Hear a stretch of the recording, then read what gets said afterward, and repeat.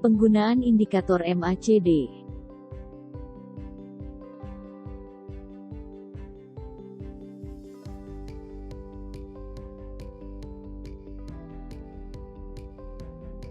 MACD merupakan singkatan dari Moving Average Convergence Divergence, rata-rata pergerakan konvergensi perbedaan, yakni suatu indikator dari analisis teknis yang diciptakan oleh Gerald Appel pada tahun 1960-an.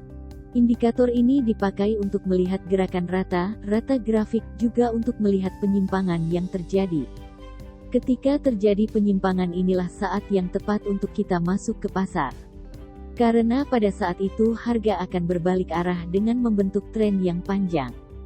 Penyimpangan, kelainan yang dimaksud di sini adalah konvergen, merupakan suatu kondisi di mana grafik semakin merendah tetapi indikator justru semakin meninggi. Pada saat terjadi konvergen, grafik akan berbalik arah menjadi naik dan kita dapat melakukan open buy. Entry point-nya adalah ketika batang histogram lebih tinggi dari sebelumnya setelah terjadi konvergen. Divergen merupakan suatu kondisi di mana grafik semakin meninggi tetapi indikator semakin merendah. Pada saat terjadi divergen, market akan berbalik arah menjadi turun. Entry point-nya adalah ketika batang histogram lebih rendah dari sebelumnya setelah terjadi divergen. Di samping dua entry point di atas, kita juga dapat membuka posisi melalui entry point di bawah ini, khususnya ketika market sedang aktif tetapi tidak membentuk tren.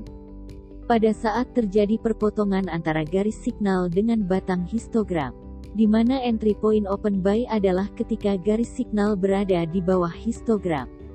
Dan entry point open sell adalah ketika garis signal berada di atas histogram. Pada saat terjadi perpindahan posisi histogram dari bernilai positif menjadi negatif, maupun sebaliknya. Entry point open buy adalah pada saat histogram baru saja bernilai positif, atau baru melewati garis nol dari bawah. Begitu juga sebaliknya.